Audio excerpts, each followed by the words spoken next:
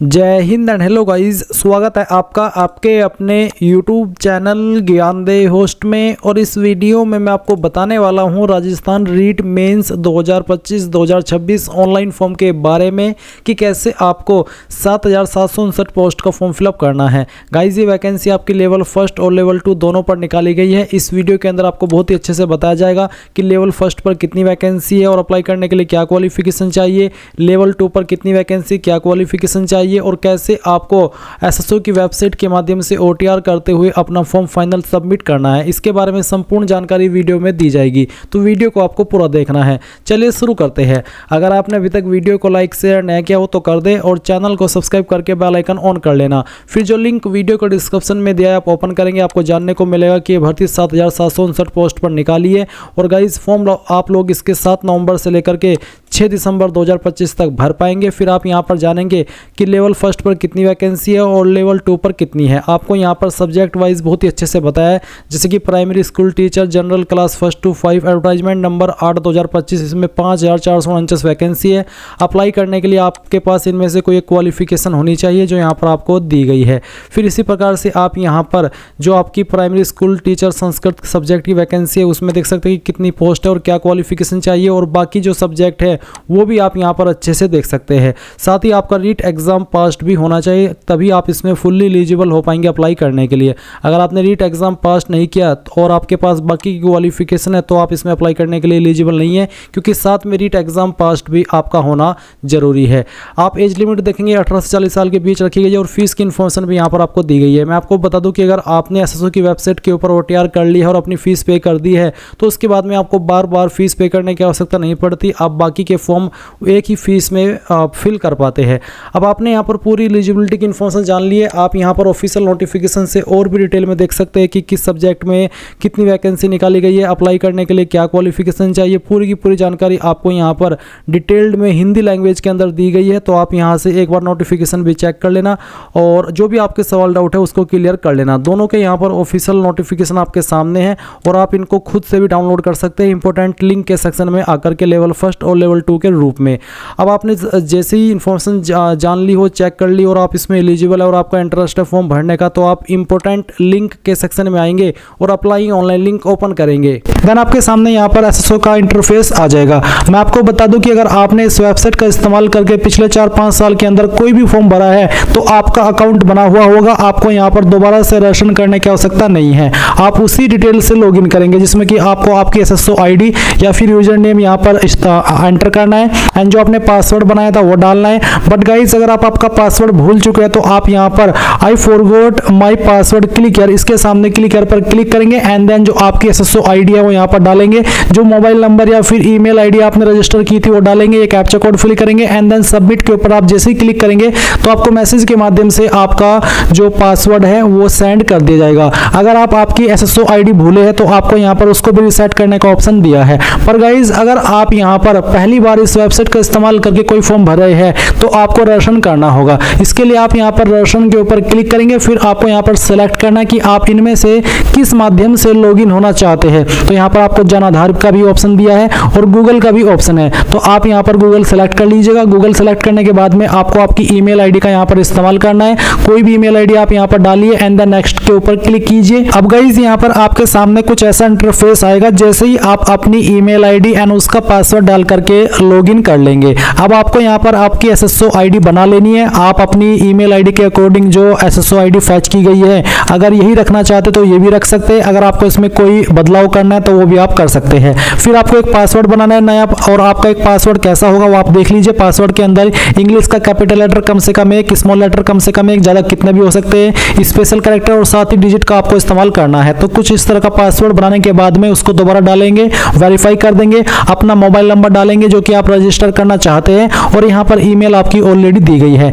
इसके बाद में आपको रजिस्टर के ऊपर क्लिक करना है। अब गाइज, आपके सामने लॉगिन का पेज आएगा जैसा कि आप यहाँ पर देख सकते हैं। अब आपको यहाँ पर वो आपकी एसएसओ आईडी डालनी है जो कि अभी आपने बनाई है, या फिर आपका यूजर नेम डालना है, आपका पासवर्ड डालना है जो कि अभी आपने बनाया, ये कैप्चा कोड डालेंगे एंड देन लॉगिन के ऊपर क्लिक करेंगे। अब गाइज, आपके सामने यहाँ पर ये अपडेट प्रोफाइल का ऑप्शन आएगा। तो आपको सबसे पहले आपका फर्स्ट नेम एंटर करना है 10th के सर्टिफिकेट के अकॉर्डिंग, फिर आपको आपका लास्ट नेम एंटर करना है। इसके बाद डिस्प्ले नेम अगर आप अपना चेंज करना चाहते तो ये भी आप यहाँ से चेंज कर सकते हैं। फिर आपकी जो डेट ऑफ बर्थ है वो आपको यहाँ पर इस तरह से कैलेंडर के ऊपर क्लिक करके सेलेक्ट कर लेनी है, पहले ईयर फिर मंथ और उसके बाद में डे। देन गाइज यहाँ पर जेंडर आपको सेलेक्ट करना है। अगर आप यहाँ पर नंबर ऐड करना चाहते हैं, आपने नहीं किया तो आप यहाँ पर इसके सेक्शन के ऊपर क्लिक करके अपना नंबर डालेंगे, सेंड ओटीपी पर क्लिक करेंगे तो ओटीपी जाएगा, वो ओटीपी यहाँ पर डाल करके वेरीफाई करना है। ईमेल आईडी भी आप यहाँ पर ऐड कर सकते हैं या फिर चेंज कर सकते हैं। इसके अलावा आपको यहाँ पर पोस्टल एड्रेस में जो आपका प्रेजेंट एड्रेस है वो फिल करना है और फिर जो आपका पोस्टल कोड है वो भी आपको यहाँ पर डाल देना है। पोस्टल कोड यानी कि जो आपका पिन कोड लगता है वो पिन कोड आप यहाँ पर लिखेंगे। सिटी डिस्ट्रिक्ट कौन सी है वो भी आपको यहाँ पर अपनी एंटर कर देनी है।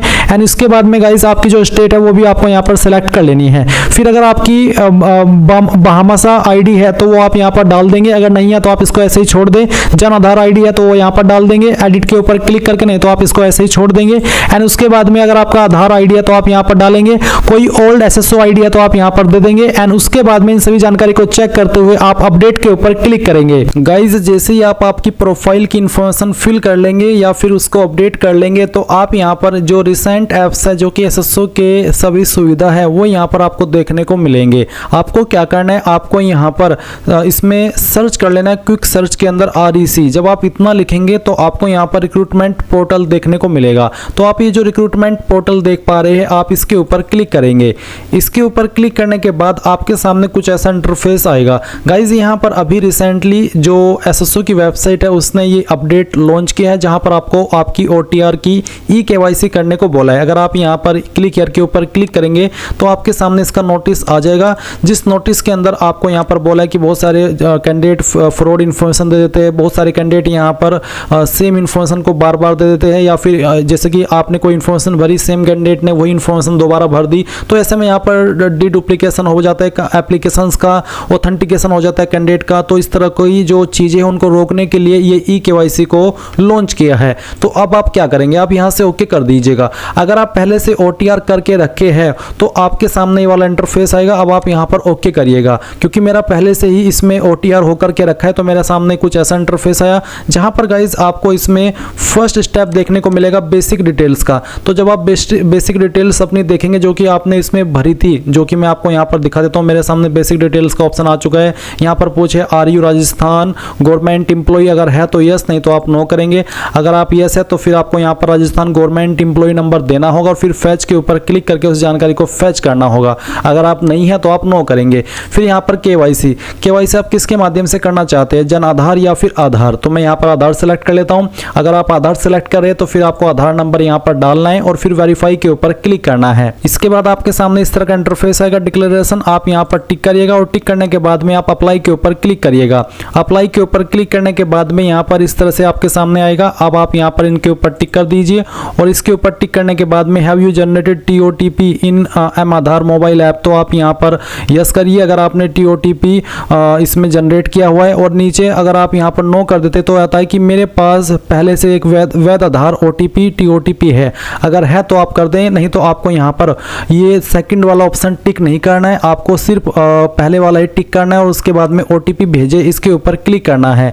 इसके ऊपर क्लिक करने के बाद में गाइज यहाँ पर जो आपने आधार कार्ड के साथ में मोबाइल नंबर रजिस्टर किया हुआ है उसके ऊपर एक OTP सेंड किया जाएगा। वो OTP आप यहाँ पर डालेंगे और प्रमाणीकरण करें इसके ऊपर क्लिक करेंगे। गाइज जैसे ही आपका OTP वेरीफाई होगा तो आपके सामने इसी प्रकार का इंटरफेस आएगा जैसे कि आप वीडियो में देख सकते हैं। अब आप यहाँ पर आपके स्टेप 2 पर आ चुके हैं। इसमें आपको जो आपकी इंफॉर्मेशन आपने OTR के अंदर फिल करी थी वो इंफॉर्मेशन आपकी यहाँ पर फैच की जाएगी। अगर आपने OTR के अंदर अलग जानकारी भरी हुई है और आधार के साथ में आपकी अलग इंफॉर्मेशन है तो आप यहाँ पर अपडेट OTR के ऊपर क्लिक करके उसको अपडेट करेंगे। तो यहाँ पर गाइज मैंने अपनी इंफॉर्मेशन आधार के अकॉर्डिंग कर ली है और इसके बाद में आप यहाँ पर नीचे इंस्ट्रक्शंस देखेंगे। यहाँ पर आपको लाइव फोटो, आपको आपका लाइव फोटो अपलोड कर देना है। मैंने पहले से लाइव फोटो अपलोड करके रखा है इसलिए यहाँ पर मेरा फोटो यहाँ पर आ रहा है। और साथ ही आप देखेंगे स्पाइसमैन में आपको क्या अपलोड करना है। मैं आपको यहाँ पर सैंपल हैंड रिटन स्पाइसमैन ये ओपन करके दिखाता हूँ।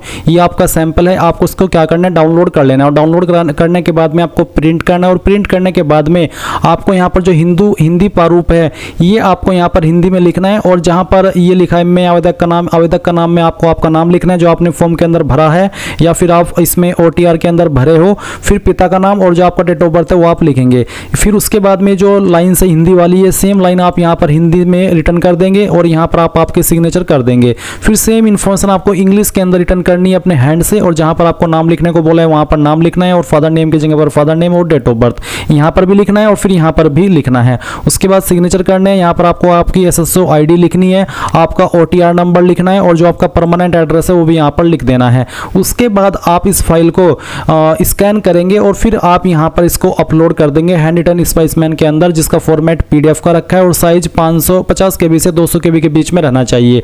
अब अगर आपकी ये फाइल इमेज के अंदर है तो आप इसको PDF में कैसे बनाएंगे वो जान लीजिए। आप गूगल के अंदर आना और सर्च करना इमेज टू PDF। जैसे आप सर्च करेंगे ये पहली वेबसाइट आएगी, इसको ओपन कर लेना। उसके बाद में सिलेक्ट JPG इमेज के ऊपर क्लिक करके जो अभी आपने स्पाइसमैन स्कैन करके रखा है वो स्पाइसमैन आप सेलेक्ट कर लेंगे। डेमो के लिए मैं ये फाइल सेलेक्ट कर रहा हूँ। फिर यहाँ से ओपन करेंगे, कन्वर्ट टू PDF के ऊपर क्लिक करेंगे, ये फाइल आपकी PDF के अंदर कन्वर्ट होगी। अब आप डाउनलोड PDF के ऊपर क्लिक करके इसको डाउनलोड कर लेना। अब गाइज अगर आपका इसका साइज कम हो जाता है तो आप इसको कैसे करेंगे, अब बढ़ाएंगे वो जान लीजिए। आप गूगल के अंदर सर्च करना इंक्रीज, यहाँ पर आपको इंक्रीज PDF साइज, तो मैं यहाँ पर इंक्रीज PDF साइज सर्च करता हूँ। इसके बाद में यहाँ पर आप इंक्रीज PDF साइज की जो पहली वेबसाइट आएगी इसको ओपन कर लेना। उसके बाद में सिलेक्ट PDF के ऊपर क्लिक करना और जो आपकी PDF अभी आपने इमेज से PDF में बनाई है वो सिलेक्ट करना। उसके बाद में ओपन करना और अभी इसमें आपको जो साइज बोला है वो 50 से 200 KB के बीच में बोला है, तो चलिए मैं यहाँ पर इसको 100 KB कर लेता हूँ और फिर इंक्रीज PDF साइज इसके ऊपर क्लिक करता हूँ। इसके ऊपर क्लिक करने के बाद में ये फाइल का जो साइज है PDF का ये बढ़ेगा।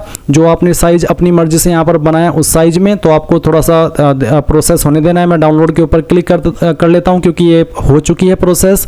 उसके बाद आप यहाँ पर आएंगे और जो फाइल आपने अभी PDF के अंदर कन्वर्ट की है वो फाइल यहाँ पर अपलोड कर देंगे। क्योंकि मैंने पहले से ही ये चीज़ें करके रखी है तो मेरी यहाँ पर लाइव फोटो भी अपलोड है, साथ ही साथ जो हैंड रिटन स्पाइसमैन है वो भी अपलोड है। अब आपको यहाँ पर आपका फुल सिग्नेचर इंग्लिश, आपको इंग्लिश के अंदर अपना सिग्नेचर अपलोड करना है, जिसका साइज 20 से 50 KB के बीच में रखा है। फॉर्मेट JPEG का रहना चाहिए। साथ ही साथ फुल सिग्नेचर हिंदी। गाइज जो आपका इंग्लिश का सिग्नेचर है वो कुछ भी हो सकता है। आप सिग्नेचर में जो भी आप सिग्नेचर अपना रखते हैं, सिग्नेचर का मतलब होता है कुछ भी। सिग्नेचर ऐसा नहीं है कि आपका नाम है तो आप अपना नाम ही सिग्नेचर में लिखते हैं। कुछ कैंडिडेट या फिर कुछ लोग ऐसे भी होते हैं कुछ भी वहाँ पर लिख देते हैं, वो एक साइन होता है। तो इंग्लिश वाला जो भी आपका साइन है वो आपको यहाँ पर साइन अपलोड करना है। उसके बाद में फुल सिग्नेचर इन हिंदी, तो जो हिंदी के अंदर आप अपलोड करेंगे उसमें आप आपका पूरा नाम हिंदी के अंदर लिख करके अपलोड करिएगा। इसका साइज भी 20 से 50 KB के बीच में रखा है। तो आप अपलोड के ऊपर क्लिक कीजिए और जहाँ पर भी आपका सिग्नेचर है वो सिग्नेचर की फाइल आप यहाँ पर सिलेक्ट करेंगे। तो चलिए मैं यहाँ पर इस फाइल को सिलेक्ट करता हूँ और फिर यहाँ से ओपन कर लेता हूँ। आपका सिग्नेचर इस तरह से आ जाएगा। उसके बाद आप यहाँ पर हिंदी वाला सिग्नेचर भी सिलेक्ट कर लेंगे और फिर आप सेव एंड नेक्स्ट के ऊपर क्लिक करेंगे। नाउ गाइज आपके सामने यहाँ पर स्टेप 3 आएगा पेमेंट का। तो आप यहाँ पर पेमेंट वाले सेक्शन पर आएंगे और जो आपने इन्फॉर्मेशन अभी अपनी OTR के अंदर भरी है वो इन्फॉर्मेशन आप यहाँ पर चेक करेंगे। सभी इन्फॉर्मेशन चेक करने के बाद में यहाँ पर आपको पेमेंट डिटेल्स देखने को मिलेगी। इसमें पेमेंट मोड ऑनलाइन, अमाउंट आप देख सकते हैं, ट्रांजैक्शन रेट मैंने पहले से ही पेमेंट करके रखा है क्योंकि मैंने आपको पहले ही बताया था कि SSO की वेबसाइट के ऊपर जब आप एक बार OTR कर लेते हैं और उसके बाद जब आप एक बार फीस पे कर देते हैं तो उसके बाद में जितने भी फॉर्म आप भरते हैं SSO की वेबसाइट के माध्यम से वो सभी आप लोग फ्री में अप्लाई कर पाते हैं। तो मेरा पेमेंट यहाँ पर ऑलरेडी रिसीव्ड है, आप देख सकते हैं ट्रांजैक्शन रेट यहाँ पर दी गई है। और अगर आपका पेमेंट नहीं है तो आप यहाँ पर पहले पेमेंट करेंगे, उसी के बाद आप यहाँ पर इसको सबमिट करेंगे। तो चलिए अब यहाँ पर मैं सबमिट OTR के ऊपर क्लिक करता हूँ। इसके ऊपर क्लिक करने के बाद में आप यहाँ पर देखेंगे कि जो आपका OTR है वो सबमिट हो जाएगा। अब आपको यहाँ पर देख सकते हैं आपके डिस्प्ले के ऊपर OTR नंबर आपको देखने को मिलेगा और आप यहाँ पर नीचे की तरफ आएंगे तो आपकी जो इन्फॉर्मेशन अभी आपने भरी वो सभी आप यहाँ पर चेक कर सकते हैं। अब आप क्या करेंगे, अब आप यहाँ पर डैशबोर्ड के ऊपर क्लिक कर देंगे। अब गाइज आपके सामने यहाँ पर कुछ ऐसा इंटरफेस आएगा जैसा कि आप वीडियो में देख सकते हैं। यहाँ पर गाइज आप ऑनगोइंग रिक्रूटमेंट सेक्शन के अंदर आपकी जो वैकेंसी है रीट लेवल 1 और लेवल 2 की वो आप देखेंगे। नीचे की तरफ आप स्क्रॉल करेंगे तो आपको देखने को मिलेगा primary school teacher general Sanskrit education level 1 जो कि आपका क्लास 1 to 5 रहता है। और नीचे आप देखेंगे upper primary school teacher Sanskrit education level 2 जो कि आपका क्लास 6 to 8 रहता है। तो आपको यहाँ पर सिलेक्ट करना है, डिसाइड करना है आपकी चॉइस के अकॉर्डिंग कि आपको किस लेवल पर अप्लाई करना है। मान लीजिए आपको लेवल 1 पर अप्लाई करना है तो आप यहाँ पर पहले वाले जो आपका लेवल 1 का वैकेंसी है इसके सामने अप्लाई नाउ पर क्लिक करेंगे। और गाइस अगर आपको दोनों लेवल पर अप्लाई करना है तो मैं आपको बता दूं कि आप यहाँ पर सेम प्रोसेस अगेन फॉलो करेंगे जो कि आप यहाँ पर किसी एक लेवल पर अप्लाई करने में कर रहे हैं। जैसे कि मैंने यहाँ पर एक लेवल सेलेक्ट किया तो मेरे सामने कुछ ऐसा इंटरफेस आया जहाँ पर गाइज मुझे फीस पे करने को बोला जा रहा है, जो कि यहाँ पर मेरे सामने पेनल्टी अमाउंट आ रहा है 750 रुपये, यानी कि एब्सेंट इन में आप यहाँ पर व्यू एब्सेंट डिटेल इसके ऊपर क्लिक करता हूँ तो यहाँ पर मेरे सामने कुछ ऐसा इंटरफेस है जहाँ पर बेसिकली मैंने कुछ एग्ज़ाम में अप्लाई किया था बट मैंने एग्ज़ाम नहीं दिया, मैं उसमें एब्सेंट रहा, इस वजह से मेरे सामने यहाँ पर एक पेनल्टी अमाउंट पे करने का ऑप्शन आ रहा है। आपके सामने अगर कुछ ऐसा आता है तो आपको पेनल्टी अमाउंट देना होगा। जब तक आप ये पेनल्टी अमाउंट नहीं देंगे तब तक आप यहाँ पर किसी भी एग्ज़ाम के लिए अप्लाई नहीं कर पाएंगे, और ये पेनल्टी अमाउंट का ऑप्शन उन्हीं के सामने आएगा जिन्होंने कुछ एग्ज़ाम पर अप्लाई किया था और वो एग्ज़ाम नहीं दे पाए थे। और अभी यहाँ पर गवर्नमेंट ऑफ राजस्थान ने एक ऐसा ये रूल लाए है जहाँ पर अगर आप किसी एग्ज़ाम पर अप्लाई करते हैं और फिर उसका एग्ज़ाम नहीं देते तो आपसे पेनल्टी अमाउंट लिया जाता है। अगर आप यहाँ पर जिस भी एग्ज़ाम के लिए अप्लाई किए थे वो एग्ज़ाम दिए हो तो आपके सामने ऐसा कुछ भी नहीं आएगा, आप डायरेक्टली अप्लाई नाउ के ऊपर क्लिक करेंगे। और गाइज जब आप अप्लाई नाउ के ऊपर क्लिक करेंगे तो आपको यहाँ पर डिस्क्लेमर दिया जाएगा, जहाँ पर आपको डिस्क्लेमर में वार्निंग भी दी जा रही है और बोला जा रहा है कि only those candidates who have qualified in REET 2022 और REET 2025 under their respective category are eligible to fill this form, others will be debarred and legal action will be taken against them. यानी कि उसमें वही candidate apply कर सकते हैं जिन्होंने रीट 2022 या फिर रीट 2025 क्वालिफाई किया हो रेस्पेक्टिव कैटेगरी से तात्पर्य है कि जिस भी कैटेगरी पे आप अप्लाई करना चाहते हैं, जैसे कि लेवल फर्स्ट या फिर लेवल 2, अगर आपने उसमें रीट 2022 या फिर रीट 2025 क्वालिफाई किया तो ही आप इसमें अप्लाई करेंगे। अगर आप इसमें रीट 2022 या रीट 2025 क्वालिफाई नहीं किए और अप्लाई कर रहे हैं तो आपको ब्लैकलिस्ट कर दिया जाएगा और आपके ऊपर लीगल एक्शन लिया जाएगा। तो आप यहाँ पर टिक करेंगे, I have read and understood the above warning and I confirm that I am eligible as per my category in REET 2022 और रीट 2025। तो आप यहाँ पर ओके कर देना। इसके बाद में आपके सामने यहाँ पर टीचर लेवल फर्स्ट संस्कृत और टीचर लेवल फर्स्ट जनरल, अगर आप लेवल फर्स्ट पर अप्लाई करें तो आपको लेवल फर्स्ट की यहाँ पर इस तरह से सब्जेक्ट देखने को मिलेंगे, अगर आप लेवल 2 पर कर रहे हैं तो आपको लेवल 2 के सब्जेक्ट देखने को मिलेंगे। तो आपको जिस पर भी अप्लाई करना है वही आप यहाँ पर सिलेक्ट कर लीजिए। इसके बाद में यहाँ पर OTR डाटा रिव्यू का ऑप्शन आएगा, अगर आप आपकी OTR की जानकारी रिव्यू करना चाहते हैं तो आप अपडेट के ऊपर क्लिक करके कर लेंगे, नहीं तो आप यहाँ पर प्रोसीड के ऊपर क्लिक करेंगे। अब आप यहाँ पर आपके सामने बेसिक डिटेल देखेंगे तो आपको रीट एग्जाम ईयर सेलेक्ट करना होगा कि आपने रीट एग्जाम 2022 में दिया था या क्वालिफाई किया था या फिर 2025 में, जिसमें भी किया था वही आप सिलेक्ट कर लेना। फिर आपका रीट एग्जाम रोल नंबर और फिर साथ ही रीट प्री मार्क्स भी आप यहाँ पर एंटर करेंगे।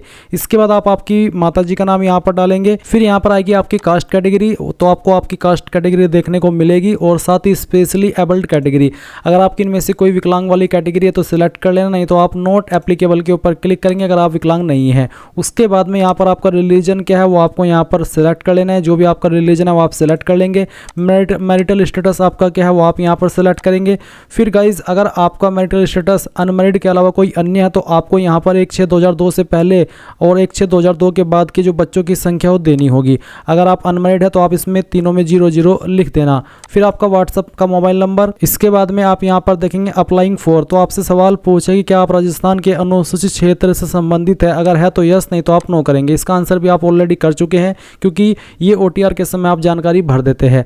अब आपका कॉरेस्पोंडेंस एड्रेस आएगा यानी कि प्रेजेंट एड्रेस, तो जो भी प्रेजेंट एड्रेस हो आप यहाँ पर लाइन फर्स्ट और लाइन 2 और लाइन 3 यानी कि आपके एड्रेस का थोड़ा थोड़ा पार्ट आप तीनों लाइन के अंदर भर देना।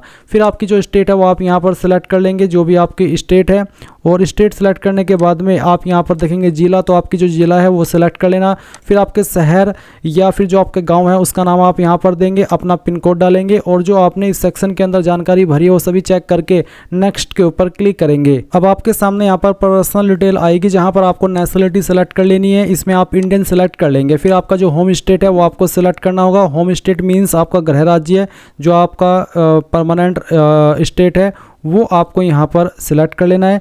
ये सिलेक्ट करने के बाद में आप यहाँ पर देखेंगे आपके सामने होम डिस्ट्रिक्ट का ऑप्शन। गाइज जिन कैंडिडेट का होम स्टेट राजस्थान है तो उनको यहाँ पर जो उनकी होम डिस्ट्रिक्ट है वो सभी डिस्ट्रिक्ट देखने को मिल जाएगी। अगर आपका जो होम स्टेट है वो राजस्थान के अलावा कोई अन्य है तो जब आप यहाँ पर आपका वो स्टेट सेलेक्ट करेंगे तो आपको यहाँ पर होम डिस्ट्रिक्ट में भी देखने को न मिले। उसके बाद में यहाँ पर सवाल आएगा कि क्या आप इंडिया के अंदर किसी अन्य कंट्री से सेटल हुए हैं, अगर हाँ तो यस, नहीं तो आप नो करेंगे। करेंगे। फिर आप यहाँ पर कुछ सवालों के आंसर करेंगे, जैसे कि आप क्या भूतपूर्व सैनिक है, अगर है तो यस, नहीं तो आप नो करेंगे। क्या आप एक स्टैंडिंग स्पोर्ट्स पर्सन है, अगर हाँ तो यस, नहीं तो यहाँ पर भी आपको नो करना है। क्या आप मौजूदा राज्य सरकार के कर्मचारी जो कि परमानेंट ऐसे कैंडिडेट है तो यस कर दे, नहीं तो आपको नो करना है। फिर एनी एडिशनल एज रिलैक्सेशन, इन कैटेगरी के तहत अगर आप आयु सीमा में के अंदर अतिरिक्त छूट चाहते तो आपको बताना होगा कि आपकी इनमें से कौन सी कैटेगरी है, जैसे कि panchayat secretary, NCC cadet, instructor, ex prisoner. अगर है तो सिलेक्ट कर ले, नहीं तो आप नोट एप्लीकेबल के ऊपर क्लिक करेंगे और फिर नेक्स्ट के ऊपर क्लिक कर देंगे। अब आपके सामने यहाँ पर एजुकेशन क्वालिफिकेशन का सेक्शन आ चुका है, तो आप यहाँ पर पहले तो इस बॉक्स को टिक कर देना और फिर आप यहाँ पर सबसे पहले सेकेंडरी यानी कि 10वीं की इन्फॉर्मेशन फिल करेंगे। तो सब्जेक्ट ग्रुप में आप यहाँ पर ऑल जनरल सब्जेक्ट लिख देना, क्योंकि जनरली ये चीज़ इसके ऊपर एप्लीकेबल नहीं होती है, या फिर आप चाहे तो इस ऑप्शन में नोट एप्लीकेबल भी लिख सकते हैं। उसके बाद में आपको बताना कि आपका एजुकेशन टाइप क्या आता है। Distance regular, distance means private और रेगुलर मींस रेगुलर होता है, ये जो आपने रेगुलर की हो। उसके बाद name of board, university, school, institute, इनमें से कोई एक चीज़ आप देंगे, चाहे बोर्ड का नाम चाहे स्कूल का नाम। तो मैं आपको सजेस्ट कर रहा हूँ कि आप यहाँ पर आपके बोर्ड का नाम दे दें, वैसे आप आपके स्कूल का नाम भी दे सकते हैं। फिर 10th का रोल नंबर डालेंगे। रिजल्ट आपका किसके अंदर था, CGPA, ग्रेड या परसेंटेज, जिसमें भी था वही सेलेक्ट कर लेंगे। अगर CGPA है तो CGPA सेलेक्ट करेंगे, अगर परसेंटेज है तो परसेंटेज। उसके बाद में किस साल के अंदर पास किया था वो साल आप यहाँ पर सेलेक्ट कर लेंगे, और आपकी परसेंटेज या फिर आपकी ग्रेड कितनी है वो आपको यहाँ पर एंटर करना है। तो मैंने परसेंटेज सेलेक्ट किया तो मैं परसेंटेज डाल दे रहा हूँ। उसके बाद आता है अपलोड डॉक्यूमेंट, जहाँ पर आपका जो डॉक्यूमेंट है उसका साइज 500 KB से कम रहना चाहिए, उससे ज़्यादा होगा तो अपलोड नहीं हो पाएगा। तो आपको यहाँ पर चूज फाइल के ऊपर क्लिक करना है और जहाँ पर भी आपकी फाइल है वो आपको यहाँ पर सेलेक्ट कर लेनी है और इस तरह से वो फाइल आ जाएगी। इसका फॉर्मेट आपको PDF का रखना है। इसके बाद आप देखेंगे 12वीं की आपकी यहाँ पर है ग्रेजुएशन की जानकारी या फिर सीनियर सेकेंडरी। अगर आपने ग्रेजुएशन किया 10वीं के बाद में डायरेक्टली तो आप ग्रेजुएशन सेलेक्ट करेंगे, अगर आपने 12वीं भी की है तो आप यहाँ पर सीनियर सेकेंडरी सेलेक्ट कर लेना। फिर सब्जेक्ट ग्रुप में आपको बताना है कि आपका PCM था, PCB था, आर्ट्स था, कॉमर्स था, जो भी था वो सेलेक्ट कर लेना या फिर खुद से एंटर करिएगा। फिर आपको बताना है एजुकेशन टाइप, उसके बाद में आपके बोर्ड का नाम, फिर आपका 12वीं का रोल नंबर, उसके बाद में नंबर किसके अंदर थे वो, किस साल के अंदर पास किया है वो, और फिर आपकी परसेंटेज एंड देन यहाँ पर 12वीं का सर्टिफिकेट। फिर सिलेक्ट 1 में आपको यहाँ पर बताना है कि आपके पास यहाँ पर 2 year diploma in elementary education है या फिर 4 year bachelor in elementary education. क्या आपके पास इनमें से क्वालिफिकेशन है वो आप सिलेक्ट करेंगे। और गाइज यहाँ पर जो ये ऑप्शन है सीनियर सेकेंडरी का और ग्रेजुएशन का, अगर आप यहाँ पर ग्रेजुएशन की जानकारी भर रहे हैं तो आपको यहाँ पर सीनियर सेकेंडरी को सिलेक्ट न करके ग्रेजुएशन को सिलेक्ट करना होगा और बाकी की जानकारी ऐसे ही भरनी होगी जैसे कि मैंने आपको 12वीं की भर करके दिखाई है, जहाँ पर आप सब्जेक्ट ग्रुप में बताएंगे कि ग्रेजुएशन में आपका डिसिप्लिन या फिर स्ट्रीम क्या था, और फिर आपकी बोर्ड की जगह पर आपको बताना होगा कि इंस्टीट्यूट का नाम या फिर यूनिवर्सिटी का नाम क्या था, और उसके बाद में परसेंटेज के अंदर और साथ ही परसेंटेज के अंदर नंबर थे या फिर ग्रेड या CGPA वो आप सिलेक्ट करेंगे। आपको यहाँ पर आपके फाइनल ईयर का रोल नंबर देना होगा और फिर आपकी जो परसेंटेज है वो, और साथ ही साथ आपका जो सर्टिफिकेट है ग्रेजुएशन का वो भी आपको यहाँ पर अपलोड करना होगा। इसके बाद यहाँ पर तीसरी जानकारी है, तो आपको बताना है कि आपके पास 2 ईयर का डिप्लोमा है या फिर 4 ईयर का, जो भी है वो आप सिलेक्ट कर लेना। सब्जेक्ट ग्रुप में बताना कि आपका क्या सब्जेक्ट ग्रुप है। फिर एजुकेशन टाइप आपको सिलेक्ट कर लेना है। उसके बाद में आपको आपके इंस्टीट्यूट या फिर यूनिवर्सिटी का नाम देना है जहाँ से आपने क्वालिफिकेशन की है। फिर आपका रोल नंबर, उसके बाद में रिजल्ट आपका किसके अंदर था वो आप सिलेक्ट करेंगे और फिर किस ईयर के अंदर पास किया है वो, और साथ ही साथ आपकी परसेंटेज और उसका सर्टिफिकेट भी आपको अपलोड कर देना है। फिर आता है एनी अदर इक्विवेलेंट और इसमें यहाँ पर है एनी अदर इक्विवेलेंट और हायर क्वालिफिकेशन। तो अगर आपके पास कोई अन्य क्वालिफिकेशन भी है तो आप उसकी जानकारी यहाँ पर दे देना, नहीं तो आप चाहे तो इस ऑप्शन को खाली छोड़ सकते हैं क्योंकि 3 क्वालिफिकेशन कंपलसरी है, चौथी वाली क्वालिफिकेशन कंपलसरी नहीं है। अब आता है department of preference, elementary education, Sanskrit education, किसको आप प्रेफरेंस देना चाहते हैं पहले नंबर पर, वो आपको यहाँ पर इस तरह से एंटर कर देना है। जिसको पहले पर जिसमें 1 लिख देना है, जिसको दूसरे पर देना चाहते हैं उसमें 2 लिख देना है। फिर आप यहाँ पर नेक्स्ट के ऊपर क्लिक करेंगे। अब आपके सामने यहाँ पर आइडेंटिफिकेशन एंड इनक्लोजर का सेक्शन आ जाएगा, जहाँ पर आपको बोला है अभ्यर्थी अपनी लाइव फोटो की संपूर्ण जांच कर संतुष्ट हो जाने के बाद ही आगे बढ़े, और क्या क्या चीज़ों का आपको ध्यान रखना है फोटो अपलोड करते समय वो आपको देखने को मिलेगा। 5 सेकंड के टाइमर के पश्चात अभ्यर्थी अपनी पलक 2-3 बार झपकाए। यदि आपकी फोटो बंद आंखों के साथ कैप्चर हुई तो फोटो पुनः कैप्चर करें। बेसिकली इन इंस्ट्रक्शंस को पढ़ना है और इनमें जो चीज़ें आपको ध्यान रखने को बोली है वो चीज़ें ध्यान में रखते हुए आप आपका फोटो यहाँ पर कैप्चर करेंगे। आप यहाँ पर इसके ऊपर टिक कर देना कि मैंने सभी निर्देश को पढ़ लिया है, और उसके बाद में यहाँ पर गाइज आप टेक फोटो के ऊपर क्लिक करके आपका फोटो कैप्चर करेंगे। फोटो कैप्चर हो जाने के बाद में आप यहाँ पर देखेंगे सिग्नेचर, जिसका साइज 20 से 50 KB के बीच में रखा है, और फॉर्मेट JPEG या फिर JPG का। तो आप चूज फाइल के ऊपर क्लिक करेंगे और जहाँ पर भी आपका सिग्नेचर है जो कि आपको यहाँ पर दिए गए सिग्नेचर के दिए गए साइज़ के अंदर अपलोड करने को बोला है, वो आप सिलेक्ट करेंगे, ओपन करेंगे, आपका सिग्नेचर आ जाएगा। फिर है विजिबल बॉडी मार्क, आपकी बॉडी के ऊपर ऐसा निशान जिससे आपकी बॉडी की पहचान होती है। ये निशान आपकी बॉडी के ऊपर कहीं पर भी हो सकता है।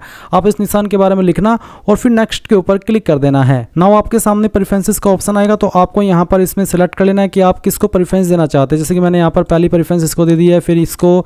इस प्रकार से आप यहाँ पर आपकी चॉइसेस के अकॉर्डिंग इन सभी को प्रेफरेंस दे देंगे। और जब आप यहाँ पर ये सभी प्रेफरेंस दे दे जो आपके सामने विकल्प में आ रही है, तो आप नेक्स्ट के ऊपर क्लिक करेंगे। अब गाइज आपने जो भी जानकारी शुरू से लेकर अभी तक भरी है उसका प्रीव्यू आपके सामने है। आप यहाँ पर सभी जानकारी चेक कर ले। जब आपको लगे कि यहाँ पर मेरी सभी जानकारी सही है तो आप यहाँ पर टिक करेंगे और आप फाइनल सबमिट के ऊपर क्लिक कर देंगे। फाइनल सबमिट के ऊपर क्लिक करने के बाद आप आपके फॉर्म का फाइनल प्रिंट आउट ले पाएंगे। और इस तरह से गाइज आप लोग यहाँ पर रीट मेंस लेवल 1 या फिर लेवल 2 दोनों का फॉर्म भर पाएंगे। आई होप ये प्रोसेस आपको पसंद आया होगा। कोई सवाल डाउट अभी भी रह गया हो तो कमेंट के माध्यम से पूछ लेना। Thanks for watching. जय हिंद।